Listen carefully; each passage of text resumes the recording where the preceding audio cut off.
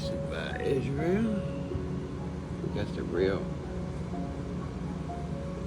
olive oil. This is from the Hebron area, where Abraham and Isaac are.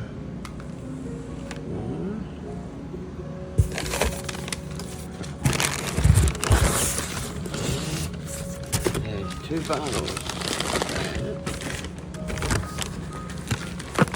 See how they put that in there.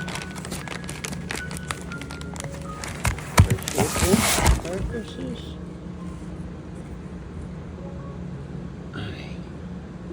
Remember, blessed by Israel.